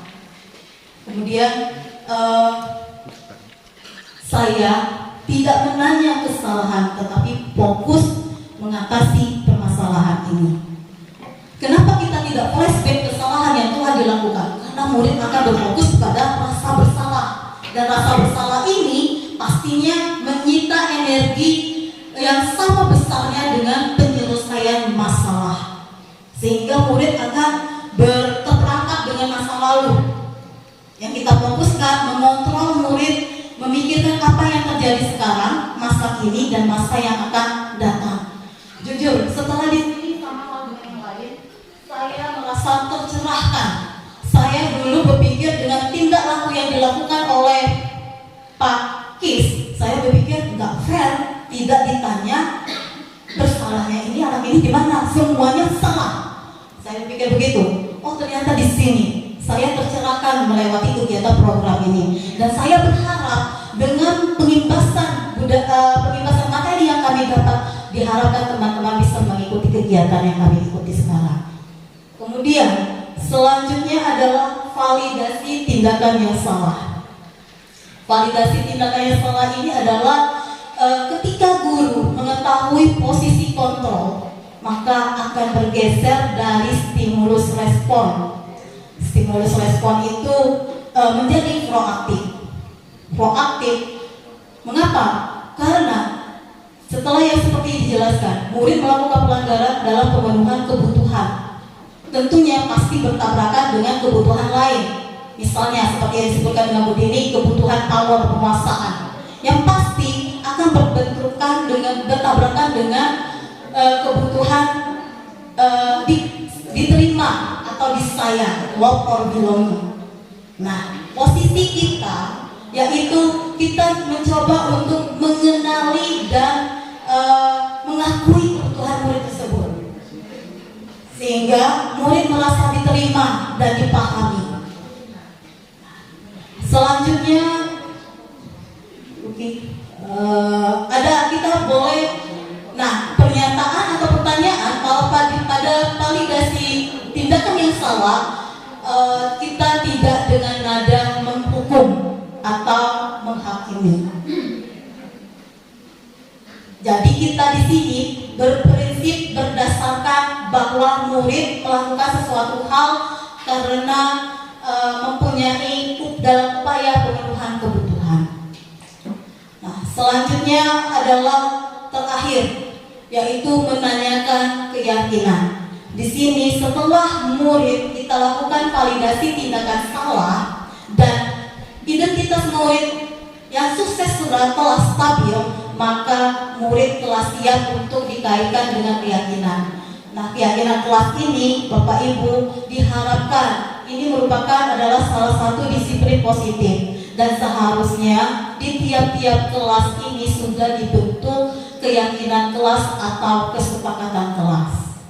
Nah, yang menurut saya informasi beberapa teman-teman kita sudah membuat keyakinan kelas itu, dan saya berharap di kegiatan ini dengan penyampaian ini berharap bisa mengimbaskan dengan yang lain, sehingga ketika di penguatan kita menguatkan anak tersebut, kita bisa mengaitkan dengan dengan keyakinan kelas yang telah disepakati atau dituju.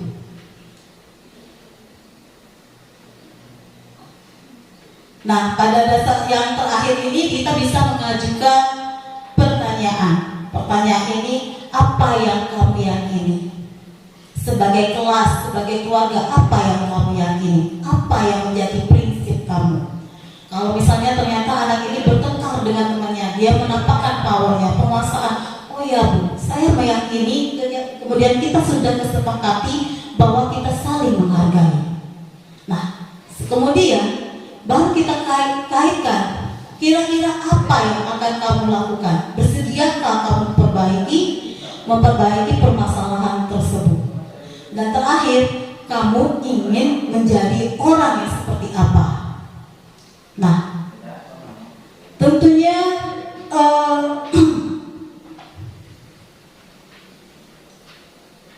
lanjut dulu, inilah rangkaian tahapan-tahapan dialog ketika kita berhadapan dan menerapkan disiplin. Jadi tahapan awal kita menstabilkan anak, kemudian memvalidasi tindakan salah, kemudian mengaitkan keyakinan. Nah, sehingga saya mengharapkan dan teman-teman lain mengharapkan untuk kita membuat kesepakatan dan keyakinan kelas per tiap masing-masing kelas dan ditempel di berbentuk poster di tiap kelas masing-masing.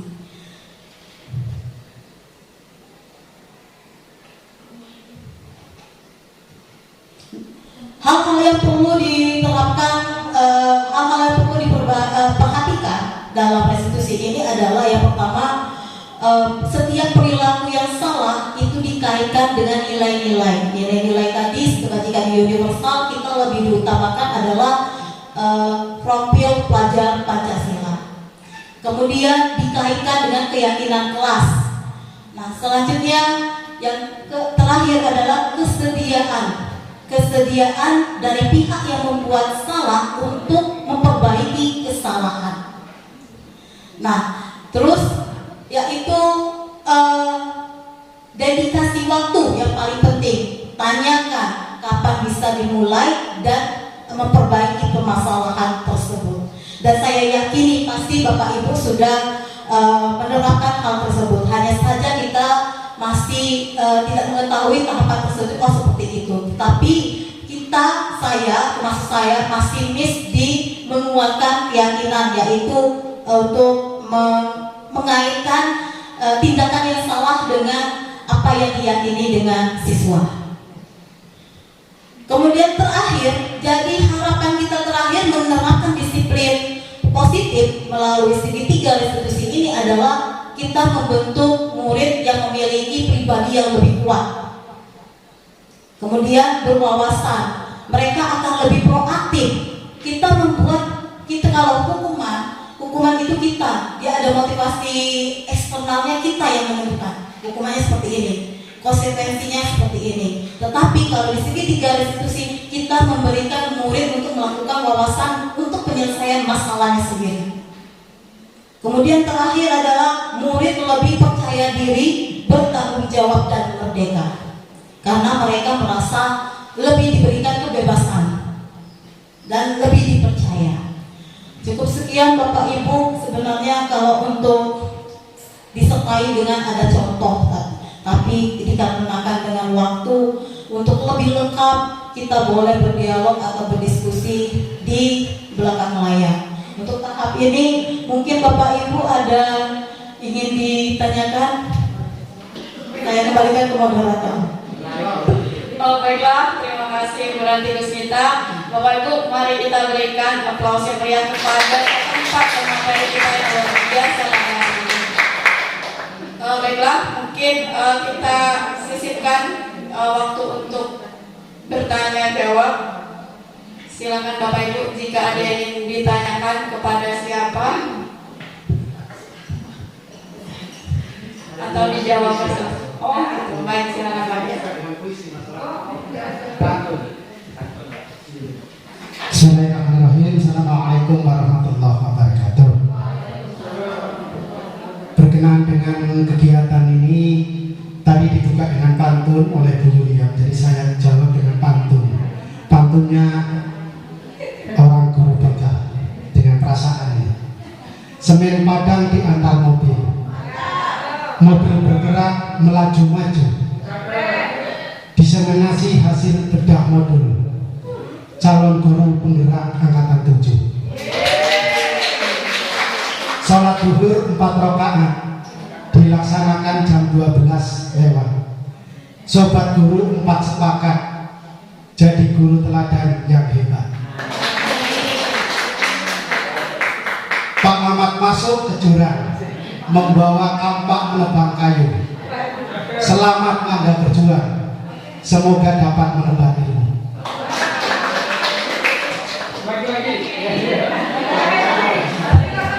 Dan sedikit yang kami sarankan untuk ibu-ibu Sri Kandi kita, 4 orang yang hebat-hebat ini, dan 1 yang sudah lebih hebat lagi yang sudah lulus. Dan pembimbingnya yang belakang sangat hebat juga, ya Pak Haji, dan di samping saya lebih lagi. Nah, ada saran gini. Yang pertama adalah kesiapan memberikan dalam menyampaikan materi itu sangat penting, karena itu akan mempermudah kita mencerna, menerima. Jadi artikulasi tidak bias, kemudian kami bisa menerapkan dalam kehidupan kami dalam dunia pembelajaran. Yang kedua, selain hendaknya nggak usah dibuat yang panjang lebar gitu ya, jadi sulit kita nengoknya kalau udah tua kayak saya ini gitu kan. Yang simpel-simpel saja gitu ya, poin-poinnya saja. Jadi simpel, jelas, lugas, secara sistematis. Contoh misalnya kayak tadi, nilai kebijakan adalah sifat positif untuk tujuan mulia setiap individu. Cukup seperti itu. Jadi simpel, jelas, orang ngerti. Kemudian yang seterusnya desain dibuat menarik, dengan foto-foto yang jelas, jadi memudahkan artikulasi kita di dalam melihat dan memahami apa yang ditayangkan. Itu rasanya itu. Kemudian tadi tentang positif motivasi ya, yang disampaikan Bu Ruki. Kami kalau guru BK ini, materi ini, kurikulum ini sudah kami pelajari dari dulu, karena BK nggak boleh marah, gitu kan. Rahasia dijamin. Kami nggak boleh menjustis anak ini bodoh, anak ini pintar. Semua anak punya potensi sama, semua anak punya keberhasilan yang sama. Ada 8 ranah kecerdasan yang kami yakini dan kami pelajari. Mereka punya potensi yang akan berhasil dalam dunia masing-masing. Maka tidak boleh di-justice itu. Apa yang disampaikan Ibu Ranti itu betul juga. Jadi ini sudah kami pelajari sejak lama. Cuma dalam realita kehidupannya itu berbenturan dengan sistem, gitu. Berbenturan dengan sistem. Ketika kami menerapkan begini, sadar di ruangan saya, begitu keluar terbentur lagi lebih parah daripada yang dibeneri tadi. Nah ini rupanya kurikulum Merdeka ini menerapkan seperti itu. Mudah-mudahan bisa bersinergi di dalam menangani anak sehingga lebih berhasil. Kemudian motivasi tadi disampaikan ada 3 motivasi. Yang pertama adalah motivasi incidental abnormal, ekstrinsik dan intrinsik. Yang abnormal tadi mereka harus melakukan karena situasi tuntutannya harus melakukan semacam tindakan bawah sadar, mereka melakukan. Kemudian yang ekstrinsik itu ya dari luar, dorongan dari luar, dari kita misalnya kepada murid atau orang tua kepada anak. Tapi yang terbagus adalah intrinsik. Ketika kesadaran itu timbul dalam dirinya sendiri, maka semuanya akan bisa berubah dengan normal dan baik. Itu. Kemudian yang mungkin agak bertentangan dikit ini penghargaan ini sifatnya menghukum, memang iya gitu kan. Cuma kalau tidak ada penghargaan, tidak ada daya saing. Itu yang perlu dikaji dengan teori bagaimana sehingga penghargaan itu tidak terkesan menghukum, tetapi memacu orang untuk bermotivasi. Saya rasa itu masukan untuk mudah-mudahan nanti dimasukkan dari beliau-beliau ini pakar-pakarnya. Terima kasih. Assalamualaikum warahmatullahi wabarakatuh. Terima kasih banyak kepada Pak Dismoto atas pantunnya luar biasa, kemudian saran dan juga pencerahan kepada kami guru-guru di SMA Negeri 2 Bengkulu Utara pada kesempatan ini. Baiklah Bapak Ibu, apa masih ada yang ingin didiskusikan? Baiklah, oh ada Ibu Nelly, silakan Bu Nelly.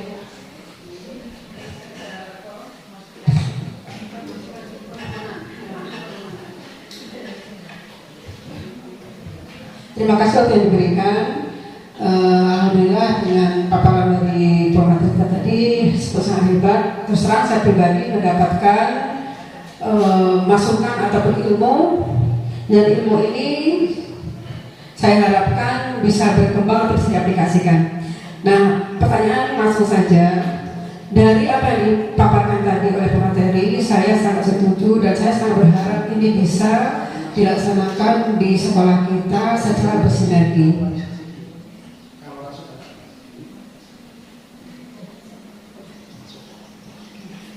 Maaf, saya lanjutkan. Selanjutnya, tadi kan yang saya cermati mengenai keyakinan kelas.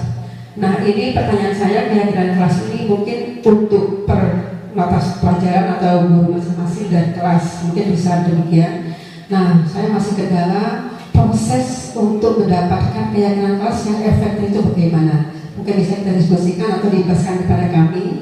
Yang kedua, untuk validasi kesalahan siswa. Nah, itu menjadi pertanyaan bagi saya, sebaiknya bagaimana? Apakah proses validasi itu kita lakukan ketika siswa melakukan kesalahan, misalnya dalam kelas, apakah langsung kita tindak ke dalam kelas atau menunggu beberapa waktu, kemudian tempatnya, apakah kita bawa di ruang itu sendiri, di ruang kelas, atau di ruang guru, atau ruang tersendiri. Nah, mungkin itu boleh berbagi bagaimana efektifnya.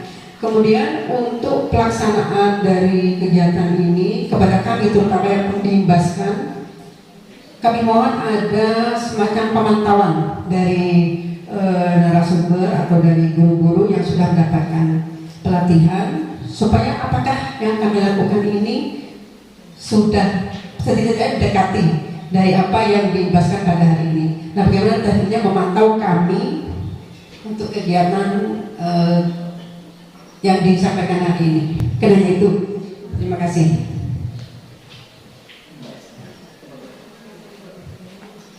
Baik, terima kasih Bu Nelly atas pertanyaannya. Ada 3 poin.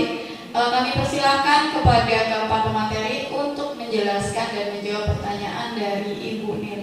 Kepada Memluki dipersilakan.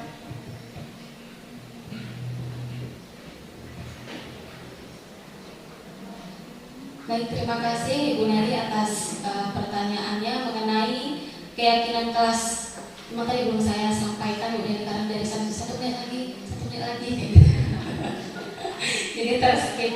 Baik, pada kesempatan kali ini saya akan memaparkan mengenai keyakinan kelas. Nah, apa itu keyakinan kelas? Keyakinan kelas itu adalah kesepakatan bersama yang disepakati oleh warga kelas atas yang sepakat bersama. Jadi ini adalah merupakan fondasi atau tujuan sebuah kelas yang menjadi landasan ketika nanti ada masalah atau konflik di dalam kelas, muaranya adalah pada keyakinan kelas penyelesaiannya, gitu. Nah, bagaimana pembentukan keyakinan kelas itu?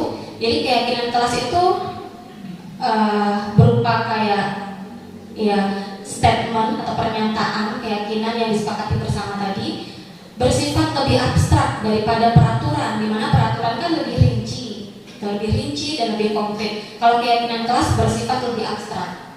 Nah, keyakinan kelas ini dikaitkan dengan nilai-nilai kebajikan universal yang sudah disebutkan oleh Ibu Yulia di materi sebelumnya. Jadi keyakinan kelas berupa pernyataan-pernyataan universal. Kemudian pernyataan keyakinan kelas senantiasa dibuat dalam bentuk positif. Jadi kalimatnya itu positif, tidak ada kata jangan, tidak ada kata dilarang seperti itu. Nah, misalnya kita ambil satu nilai kebajikan universal, contohnya menghargai, saling menghormati dan menghargai sesama warga kelas, misalnya sesama teman. Itu. Jadi tidak ada jangan berlari kayak gitu kira-kira. Ya jangan makan di saat jam pelajaran. Berarti kan itu ada nilai yang dilanggar atau kebajikan universal yang dilanggar, yaitu nggak sopan, nggak menghargai guru yang ada di kelas gitu. Kemudian keyakinan kelas sebaiknya sesuatu yang dapat diterapkan di lingkungan tersebut. Jadi keyakinan kelas nanti ada prosesnya, saya jelaskan. Jadi berkaitan dengan sesuatu yang akan dilakukan di kelas tersebut sehingga nanti kondisi kelas itu menjadi nyaman ketika belajar, siswa-siswanya menjadi nyaman. Kemudian semua warga kelas hendaknya ikut berkontribusi dalam pembuatan keyakinan kelas lewat kegiatan curah pendapat. Nah, jadi diawali dengan curah pendapat, kemudian baru terjadilah kesepakatan bersama, kemudian kita simpulkan menjadi keyakinan kelas yang nantinya ditempel dalam bentuk poster atau gambar gitu. Nah, kemudian sama-sama sekelas dengan wali kelasnya itu selalu meninjau kembali keyakinan kelas dari waktu ke waktu, makanya perlu ditempel agar terlihat jelas oleh warga kelas. Kemudian prosesnya. Sekarang saya mungkin akan menjelaskan bagaimana proses pembentukan keyakinan kelas. Sebenarnya kita sudah menerapkan keyakinan kelas ini mungkin antar guru mata pelajaran dengan siswa, gitu ya, siswa. Misalnya di awal pembelajaran biasanya dengan pembelajaran kita gimana enaknya, misalnya punya buku, ada latihan, ada buku catatan, itu termasuk kesepakatan. Kemudian ketika terlambat nanti gimana kira-kira? Nanti ada kesepakatan ini, mungkin kesepakatan itu berbeda dengan kesepakatan dengan guru mata pelajaran lain.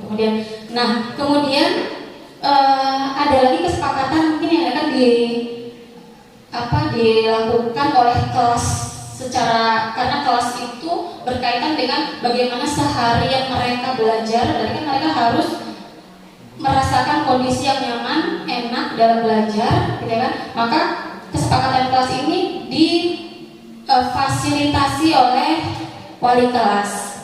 Jadi diawali dengan curah pendapat dulu, misalnya kan, misalnya kita mengasih kesempatan kepada siswa Misalnya saya wali kelas, kita memberi kesempatan kepada siswa di kelas saya untuk bercurah pendapat. Kira-kira kalian maunya kelasnya seperti apa supaya kalian nyaman. Kebetulan contoh di kelas saya waktu itu ada beberapa anak ini yang menjadi sumber keributan karena ucapannya yang sering nyeletuk nggak jelas. Akhirnya yang lain menjadi terganggu gitu. Nah kemudian kita boleh memberikan kayak sticky notes gitu untuk anak-anak menuliskan apa yang dia mau di kelas ini supaya suasana kelas ini nyaman. Mungkin ada anak yang menulis waktu itu ketika curhat pendapat boleh kita mengadakan membiarkan anak untuk membuat pernyataan yang bukan positif. Misalnya jangan makan di kelas boleh karena itu baru curhat pendapat. Kemudian jangan ngomong nyablak misalnya. Ada yang seperti itu atau ada juga anak yang sering kehilangan pena gitu. Dia menuliskan curahan pendapat dia jangan suka mencuri pena dan lain sebagainya. Kemudian curahan pendapat mereka itu ditempelkan di papan tulis atau di dalam kertas besar. Kemudian setelah mereka menuliskan curahan pendapat mereka tentang kesepakatan yang akan diadakan di kelas itu, kita bahas.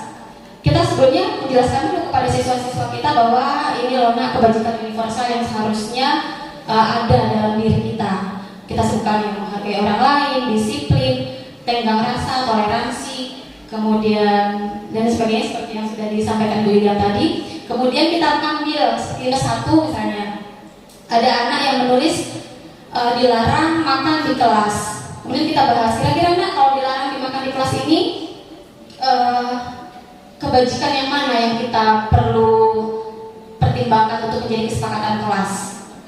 Nah, jadi anak-anak nanti mungkin bilang menghargai orang lain gitu atau tidak sopan. Nanti kita sambungkan, oke, berarti ini menghargai orang lain dan tidak sopan. Kita tulis dulu. Kemudian nanti ada lagi yang misalnya tidak mau kehilangan terus-menerus di dalam kelas ini gitu. Terus kita bahas bersama anak-anak kira-kira ini kebajikan universalnya yang apa yang bisa kita masukkan ke dalam kesepakatan kelas kita. Mungkin rasa keamanan, ada yang bilang seperti itu misalnya. Nanti berarti kita bisa bikin saling menjaga keamanan di dalam kelas. Nah, dapatlah satu kesepakatan. Kalau semuanya sepakat setuju seperti ini, setuju, maka kita tuliskan dalam bentuk pernyataan atau kalimat yang bukan negatif dan positif. Sama-sama menjaga keamanan kelas misalnya. Saling menghormati sesama, saling menghormati warga kelas gitu. Dan di peraturan kesepakatan kelas itu bisa 3, 4 atau 7 gitu. Kita buat dalam bentuk gambar, poster dan lain sebagainya yang menarik sehingga setiap anak yang masuk di kelas itu tuh dia melihat jadi dia ingat. Kemudian ini berlaku nanti ketika mereka melanggar satu kesepakatan bersama tadi, misalnya datang terlambat gitu ya. Misalnya datang terlambat, kemudian ada laporan dari guru kimia misalnya, guru ini datang terlambat gitu kan. Kemudian nanti atas laporan ini saya panggil, saya dudukkan, kemudian berlakulah segitiga restitusi yang dijelaskan oleh Ibu Ranti tadi. Jadi nanti kita tanya, kamu kenapa nak terlambat? Ya mem, karena saya tadi itu dari kantin misalnya. Terus kita gali lagi kebutuhan apa dia kok bisa terlambat tadi, terus dari kantin. Terus ngapain kamu di kantin? Dan saya makan mem. Kok makan tadi di jam pelajaran? Kayak gitu misalnya kan. Ya mem, tadi tuh saya nggak sempat karena apa? Kemudian saya lapar, ya udah lama saya makan. Berarti kebutuhan dasar anak yang perlu yang sedang ya itu bertahan hidup. Nah gitu, jadi kita tempatnya seperti ini gitu. Kemudian setelah itu baru nanti kita kaitkan dengan keyakinan kelasnya. Nah kemarin kan kita udah bikin keyakinan kelas. Berarti menurut kamu keyakinan kelas yang mana yang sudah kamu langgar? Kita nggak ngasih kamu harus kayak gini, berarti kamu harus gini, enggak. Tapi solusinya itu berasal dari si anak tersebut. Jadi kita mengaitkan. Jadi kan kemarin kita udah bikin keyakinan kelas nih. Menurut kamu keyakinan kelas yang mana yang sudah kamu langgar? Terus dia mengingat-ingat. Makanya itu harus ditempel jadi poster supaya setiap anak lewat itu dia ingat terus gitu. Kemudian oh mungkin saya nggak disiplin waktu mem. Baik, sekarang kamu tahu tuh itu nggak disiplin waktu. Kira-kira menurut kamu, nah kita mencoba menggali kayak mana dia bisa berpikir untuk menyelesaikan masalah dia. Jadi menurut kamu kayak mana harusnya supaya hal ini nggak terjadi lagi besok? Mungkin saya harus makan dari rumah dulu, gitu. Atau banyaklah mungkin solusi-solusi yang akan dilakukannya. Nah sekarang kamu sudah tahu tuh ke depan kamu akan melakukan itu. Tapi kan kamu melakukan kesalahan nih. Kamu berarti ada lagi nggak keyakinan kelas yang kamu langgar? Saya dia cuma bilang disiplin aja gitu. Sampai dia berpikir bahwa iya saya nggak menghargai Ibu Sartika sebagai guru kimia karena saya terlambat di jam pelajarannya misalnya. Nah berarti kamu menyadari bahwa kamu sebenarnya sudah membuat kesalahan itu. Kira-kira apa solusinya? Oh apa ini ya Bu, saya harus minta maaf dengan Ibu Sartika. Oh ya bagus juga gitu misalnya. Bagus juga sekarang. Jadi kita nggak minta maaf dulu tuh sama Ibu Sartika, kan kamu sudah gini-gini, bukan dari kita, tapi kita mencoba memunculkan motivasi dari dalam diri anak itu sendiri gitu. Kemudian sudah kita tidak menyalahkan ke anak tadi karena dia terlambat, tapi kita mencoba menggali, oh iya sama, Mem dulu juga pernah loh kayak gitu, lapar, takut sebenarnya mau mau makan di jam pelajaran, tapi kayak mana lapar ya kan? Iya sama, Mem dulu juga pernah kayak gitu, tapi ini kan sebenarnya ada yang dilanggar kayak gitu. Kita nggak menjudge anak itu salah, walaupun dia itu salah, karena kita harus menggali dulu kebutuhan dasar apa yang sedang dia penuhinya. Akhirnya sampailah pada si anak tadi bisa mencari solusi sendiri atas permasalahan yang dihadapinya. Makanya keyakinan kelas ini merupakan fondasi untuk penyelesaian masalah atas permasalahan atau konflik yang terjadi di kelas. Itu baru lingkup kelas. Bisa juga nanti dikaitkan dengan yang di luar kelas. Begitu. Bagaimana Ibu Hedi? Terima kasih Bu Luki, jawabannya sebenarnya menurut saya tidak mungkin harus dipungut oleh semua guru. Mengingat sudah dibahas sedikit, sayang kalau penjelasannya tidak diterima oleh semua guru. Dan kita nanti di sekta lain kita kumpul bareng bisa dipilih berbagi. Ya biar sama pemahamannya ya Bu ya. Kalau dengan beberapa orang mungkin bisa seperti itu ya, waktu bersama saja. Iya. Terima kasih banyak Bu Luki. Terima kasih Bu Hedi. Model. Baik, terima kasih Bu Luki atas jawabannya yang luar biasa dan panjang, kemudian bermakna semua sebenarnya Bapak Ibu ya, terutama untuk kita yang sebentar lagi akan menerapkan kurikulum merdeka di sekolah kita. Baiklah Bapak Ibu, mengingat waktu yang sudah zuhur, mari kita akhiri diseminasi kegiatan modul 1.4 oleh calon guru penggerak angkatan 7. Batu Kerikil, Batu Gajah, mari ciptakan budaya positif di sekolah. Batu Topas, Batu Bertua, mari lepaskan. Alhamdulillah. Terima kasih atas kesediaan Bapak Ibu untuk hadir pada kesempatan ini. Pak Hendri juga, saya selaku moderator mohon maaf apabila ada kesalahan dalam pengucapan, tingkah laku dan lain sebagainya. Assalamualaikum